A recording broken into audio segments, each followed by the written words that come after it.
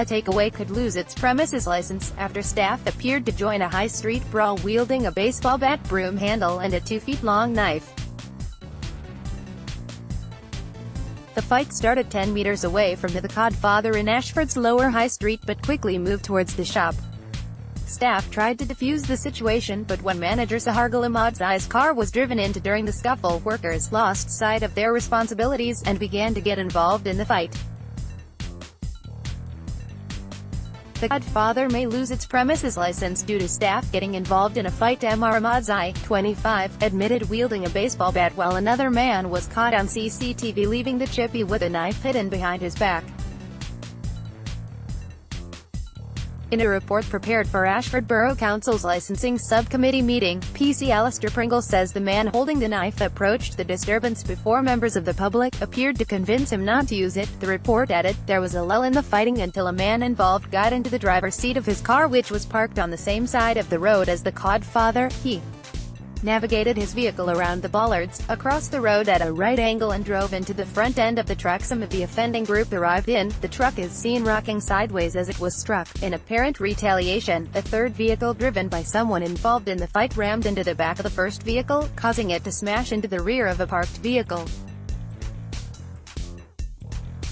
The brawl happened in Ashford's Lower High Street. The impact was so strong that the parked car was projected across to the other side of the high street. That car belonged to the manager of the Codfather. Thankfully and surprisingly, no pedestrians were injured by the vehicles. A female onlooker who was not involved could be seen holding her head and covering her mouth in shock. The brawl happened at about 4:45 a.m. on Sunday, October 7th, with the report saying Codfather staff lost sight of their responsibilities when the owner's car was damaged. It added, further fighting took place directly outside the Codfather. It was reported that a man armed with a bat, shown to be a standard-sized cricket bat in the footage, was viewed using this to hit one of the males involved in the fight. The footage showed on at least 2 occasions the bat was swung in a downward clubbing motion towards the man's upper body and head. However, the man managed to jump backwards and it is not clear if contact was made. The man with the cricket bat produced it from the Codfather, and as police officers attended the scene, he fled back into the Codfather with the weapon. A man with what looked to be a broom handle also fled into the Codfather after striking people in the street. The manager led by poor example after his vehicle was damaged, and being aggrieved by having his vehicle damaged, he brandished a baseball bat. Licensing report. Once police officers attended, the takeaways manager was interviewed and accepted that his possession of the baseball bat could not have been in self-defense, and as a result of this he accepted a formal caution for possessing an offensive weapon in a public place. The report added, at the start of the disturbance, several men from the venue appear to attempt to defuse the situation by pulling people away and attempting to stand between parties involved in the altercation. One of them brings a bladed weapon in the public but returns without using it. Once the vehicle belonging to the manager was damaged, the men connected to the premises appear to lose sight of their responsibilities and commit public order offenses. The Codfather was not able to produce CCTV which would have been used by police to identify those persons carrying on using the cricket bat, the knife and the broom handle. Apart from the behavior itself, the fact that CCTV could not be provided was an attempt to hinder the police investigation, protect their own interests, while having no regard to the licensing objectives. The manager led by poor example after his vehicle was damaged, and being aggrieved by having his vehicle damaged, he brandished a baseball bat. The fact that the items were so readily available during the disorder is a concern. The Codfather is in Ashford's Lower High Street due to the force's concerns regarding their ability to uphold the licensing objective of prevention of crime and disorder. Police are recommending that the license is revoked or at least suspended for 3 months.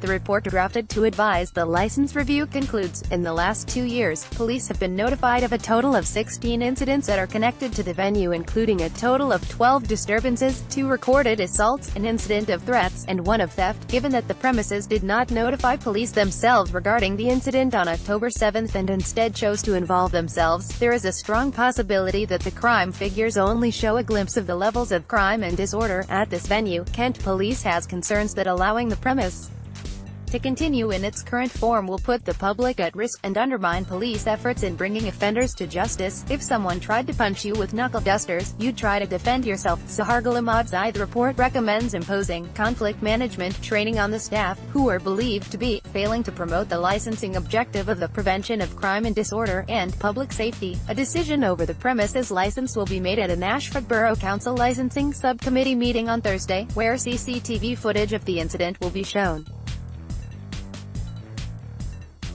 Mr. Ahmadzai was arrested on suspicion of being in possession of an offensive weapon.